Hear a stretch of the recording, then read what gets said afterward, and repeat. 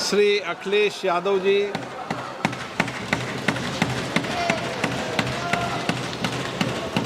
अध्यक्ष महोदय, मैं आपका धन्यवाद देना चाहता हूं कि इस महत्वपूर्ण विषय पे मुझे बोलने का मौका दे रहे हैं। मैं अपने साथी माननीय सदस्य गौरव गोगोई जी के से सहमत हूं। बहुत सारे महत्वपूर्ण उन्होंने बिंदु उठाए और अध्यक्ष महोदय,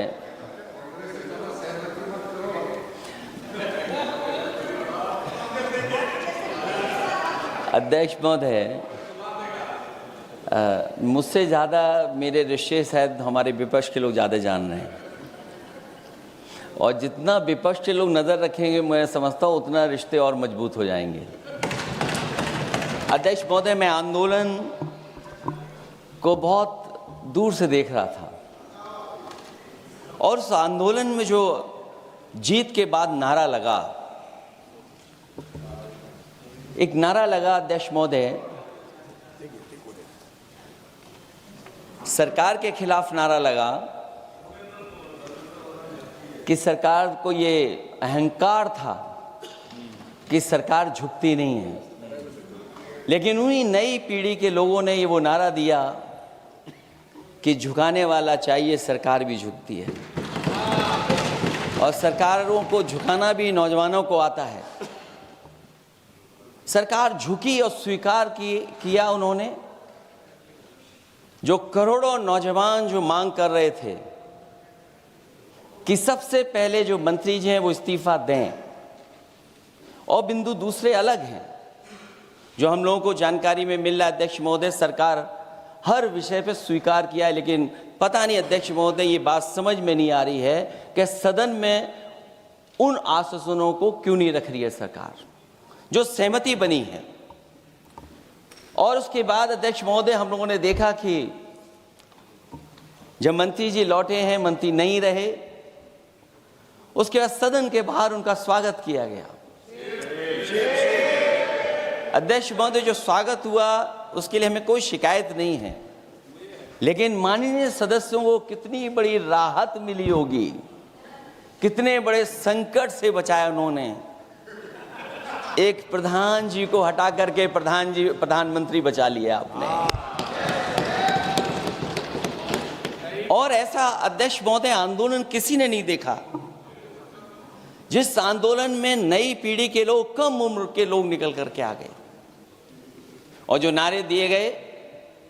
ये सरकार पिछले कई वर्षों से नकारात्मक प्रचार पर टिकी हुई थी, नकारात्मक राजनीति करती थी और न जाने कितने हजार करोड़ रुपए खर्च किए होंगे सरकार ने नकारात्मक राजनीति के लिए। लेकिन नई पीढ़ी को मैं बधाई देना चाहता हूं, उनके मनोबल को और उनकी एकता को, और जिस तरीके से उन्होंने प्रचार किया, अंततः सरकार को झुकना पड़ गया। भाजपा वचन नहीं देती, जुमला देती है। तो मुझे उम्मीद है कि सभी युवा नौजवानों का जो मांग की है उन्होंने, उन सभी मांगों को सरकार स्वीकार करेगी। और सरकार ये भी स्वीकार कर लिया होगा कि कोई दल मजाक में बना तो कितनी बड़ा दल बन गया। जो कोई चीज मजाक से शुरू हुई वो कितना सीरियस हो गई, और इतना सीरियस हुई कि हमारी सरकार लोकतांत्रिक हो गई कि जो उनको धरने पे बैठने दिया। सरकार लोकतांत्रिक थी कि उन्हें धरने पर बैठने दिया। हमने वो भी समय देखा है कि जहां पर धरने पर नहीं बैठने दिया, वर्षों वर्ष लोग बैठे रहे धरने पर, उनकी सुनी नहीं गई। इसी दिल्ली को घेरा था किसानों ने, और सरकार को लगा कि चुनाव आ गया तो सरकार ने तीनों काले कानून वापस ले लिए। जब सरकार घबरा जाती है, डर जाती है, तो सरकार स्वीकार कर लेती है। इसीलिए वो नारा मुझे अक्सर याद आता है कि झुकाने वाला चाहिए, सरकार भी झुकती है। जो विषय लाया गया है कि prevention of unlawful means act, सरकार को कम से कम ये बताना चाहिए था कि 2024 में जब ये लेकर के आए थे तो आज 2026 में कैसे पेपर लीक हो गया। और केवल गिनती के 1-2 पेपर लीक नहीं हुए हैं, ये ऐसा आंदोलन रहा जिसमें माँ बाप और नई पीढ़ी के लोग सब जुड़ गए। अगर हम ये माने कि 20 लाख बच्चों ने परीक्षा लिखी थी और उनके घर परिवार के सदस्यों को हम इसमें जोड़ दें, दादा दादी, माँ बाप और परिवार का कोई सदस्य, तो 5 लोग प्रभावित थे। और 5 गुना 20, 1 करोड़ लोग नाराज हुए सरकार से। और अक्सर हम पॉलिटिकल लोग हैं, हम लोग जानते हैं जब कभी आंदोलन करते हैं तो कितनी तैयारी करानी पड़ती है, गाड़ियों का इंतजाम, खाने का इंतजाम और इंतजाम। लेकिन ये पहला आंदोलन देखा कि जिसमें माँ बाप भी जुड़ गए और कहा कि जाओ बच्चों आंदोलन करो, हम आपके साथ हैं। ये पहला आंदोलन ऐसा देखने को मिला है। और केवल दिल्ली में नहीं हुआ ये, केवल दिल्ली में नहीं हुआ ये। अगर ये बात गलत है, अगर ये बात अध्यक्ष महोदय गलत लग रही है तो देश के होम मिनिस्टर साहब को ले आइए, वो सब एक्सप्लेन कर देंगे।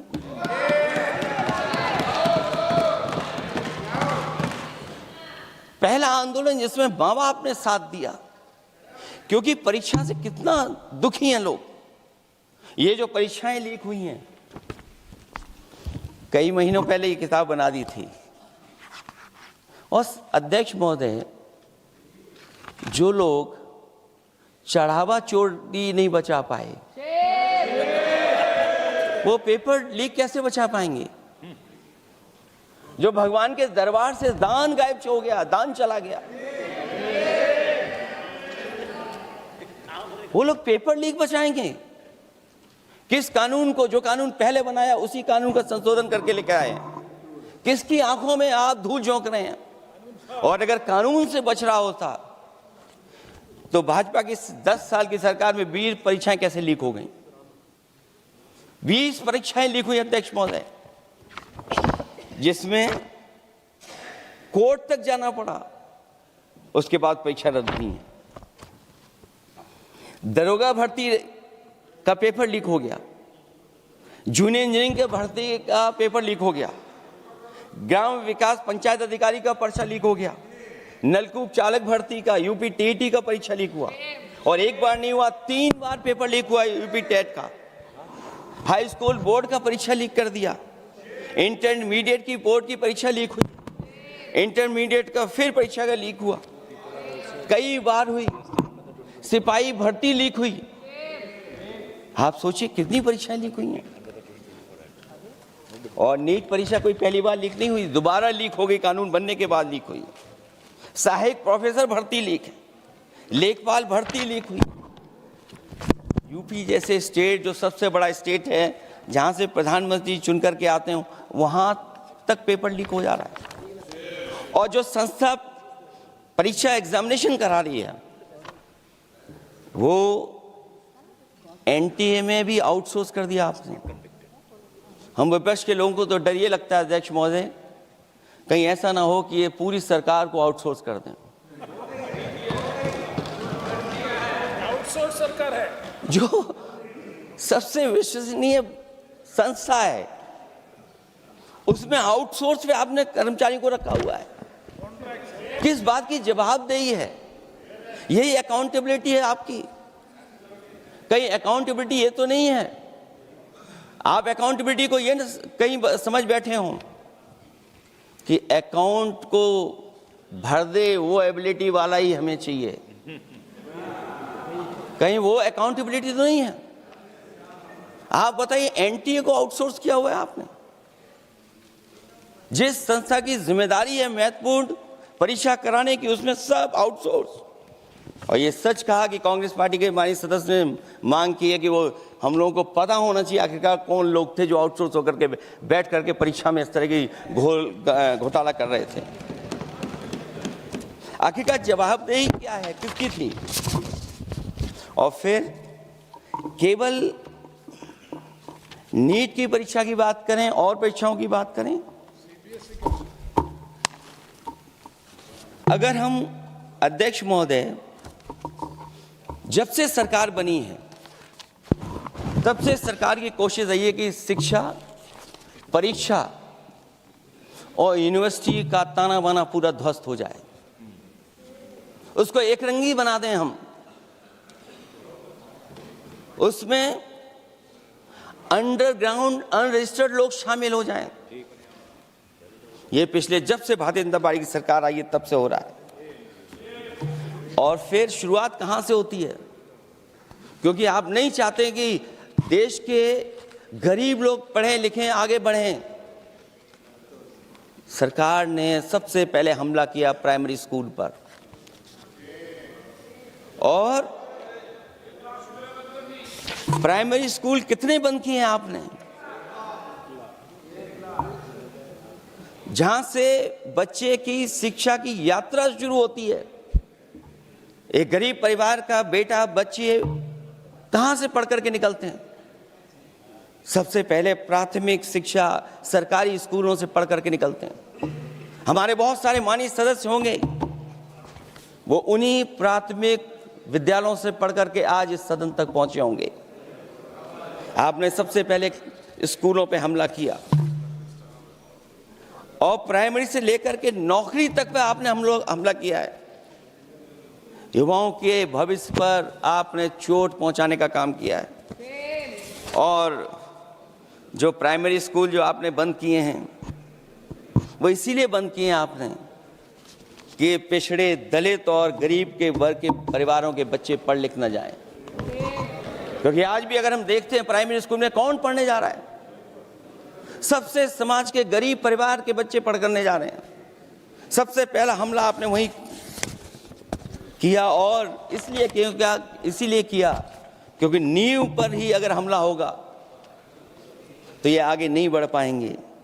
जो आंकड़े सरकार के बताए गए हैं, 1 लाख से ज्यादा सरकारी प्राइमरी स्कूल बंद कर दिए सरकार ने। और अगर ये बात गलत है तो हमें उम्मीद है सरकार इस पर भी जवाब देगी। और अगर हम आंकड़े निकालें तो जो आंकड़े दिखाई दे रहे हैं, यूपी में सबसे ज्यादा प्राइमरी स्कूल बंद हुए हैं। और ये सरकार के आंकड़े हैं कि 7 लाख से ऊपर विद्यालय थे जो अब 6 लाख रह गए हैं। और यूपी में तो सबसे ज्यादा बंद हुए हैं। उत्तर प्रदेश में 26,386 सरकारी प्राइमरी स्कूल बंद कर दिए सरकार ने। और केवल प्राइमरी स्कूल बंद नहीं किए हैं, नौकरी पे भी हमला किया है। 69,000 शिक्षक भर्ती को लेकर के बड़े पैमाने पर घोटाला किया गया। और घोटाला इतना बड़ा है कि वो सभी कोर्टों में गए हैं और पिछले कई वर्षों से आंदोलन कर रहे हैं। कोई स्थान नहीं बचा अध्यक्ष महोदय जहां पर वो शिक्षक भर्ती के लोग न गए हों। मंत्रियों के यहाँ गए, आंदोलन किया है, हाई कोर्ट गए, सुप्रीम कोर्ट गए। लेकिन देखिए सरकार भी कमाल की है कि सरकार उनको नौकरी नहीं देना चाहती। और इसलिए नौकरी नहीं देना चाहती है क्योंकि उन्होंने भर्ती गलत की है, और भर्ती में जिन लोगों का अधिकार छीना है वो सबसे ज़्यादा पिछड़े और दलित परिवार के बेटे, जिनका अधिकार इस सरकार ने छीना है। और ये अगर बात नहीं ठीक है तो हमें उम्मीद है कि सरकार इसका भी जवाब देगी। माध्यमिक स्कूलों को भी बंद किया जा रहा है, और बड़े पैमाने पे स्कूल बंद हुए हैं।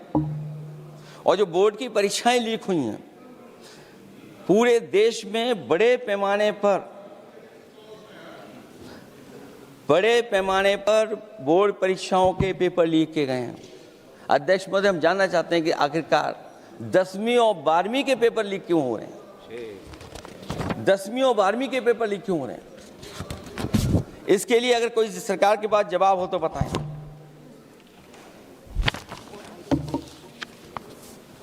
और जो बच्चियों ने जान दी है नीट की परीक्षा में, जब परीक्षा का पेपर लीक हो गया है, अध्यक्ष महोदय, मैं अपनी तरफ से, पार्टी की तरफ से और सभी की तरफ से उन्हें श्रद्धांजलि देता हूं। और हमें उम्मीद है कि सरकार उन बच्चों की मांग मानेगी जिन बच्चों ने ये शर्त रखी है कि उनके परिवार के लोगों को 1 करोड़ मुआवजा दिया जाए।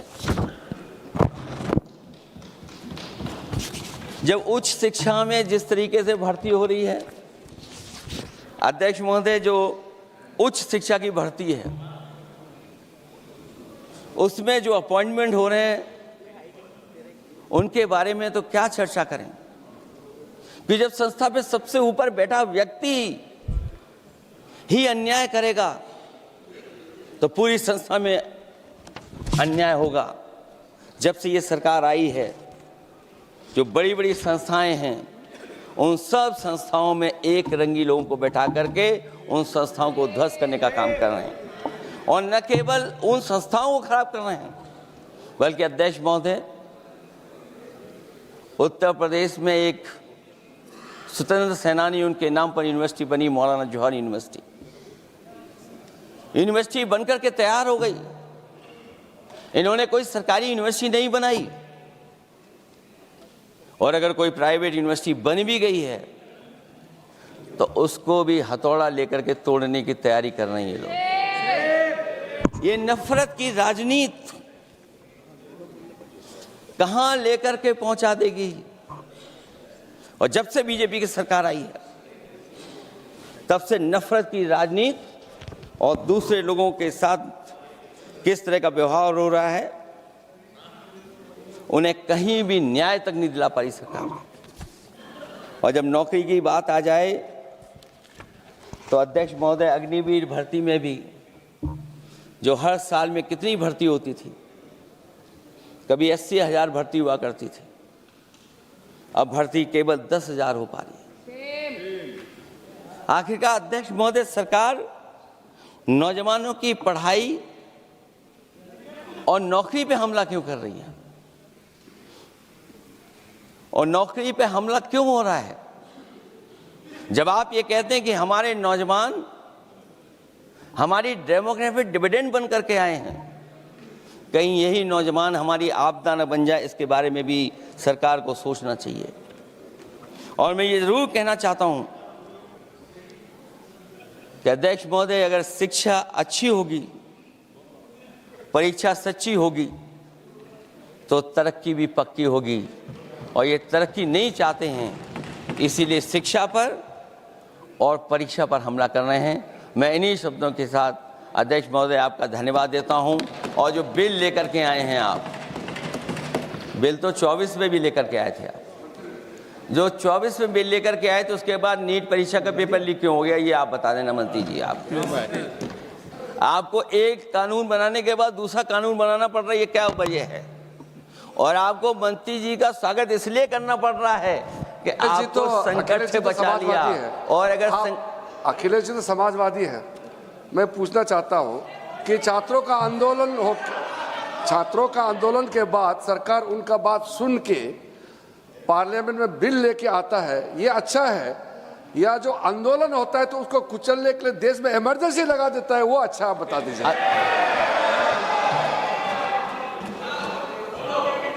अध्यक्ष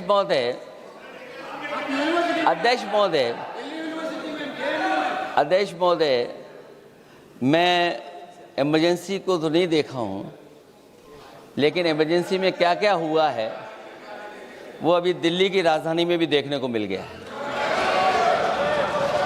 आंसू के गैस के गोले और लकड़ी में लगा हुआ कुछ कील का और कांटे की चीज़ें, उस समय करंट नहीं लगाया जाता था, इस बार करंट लगाया गया है। तो ये इमरजेंसी के बराबर ही हुआ है हमला, कम नहीं है। इमरजेंसी से कम अन्याय नहीं कर रहे हैं आप लोग। और याद करिए अध्यक्ष महोदय, अगर इमरजेंसी इन्हें याद आ गई है, अगर इमरजेंसी अध्यक्ष महोदय इन्हें याद आ गई है, तो इमरजेंसी के बाद भी परिवर्तन हुआ था, और हमें भरोसा है कि इसके बाद भी परिवर्तन होगा। और अध्यक्ष महोदय, मैं आखिरी में कहना चाहता हूं, कानून से नहीं, नियत साफ होगी तब नीट का परीक्षा साफ होगी। सवाल कानून का नहीं है, आपकी नियत साफ नहीं है। और जिस समय आपकी नियत साफ होगी तो परीक्षा भी साफ हो जाएगी। और हमारे साथी जो कुछ और बातें उठा रहे हैं, आज मौका नहीं है लेकिन आपको भगवान भी माफ नहीं करेंगे, क्योंकि आप चढ़ावा चोरी में शामिल हुए हैं। और चढ़ावा ही नहीं, जो गुप्त दान था वो भी चोरी हुआ है, गुप्त दान। और ये पाप की श्रेणी में नहीं आता है, महापाप की श्रेणी में आता है। Akhilesh ji bill pay. और अध्यक्ष महोदय, आखिरी में मैं इतना ही कहना चाहता हूं, शिक्षा की रक्षा के लिए जो आंदोलन हुआ है वो हमेशा आंदोलन जीतेंगे। बहुत बहुत धन्यवाद, बहुत बहुत आभार प्रकट करता हूं आपका। Shri Abhishek Banerjee. Thank you, sir. I rise here today to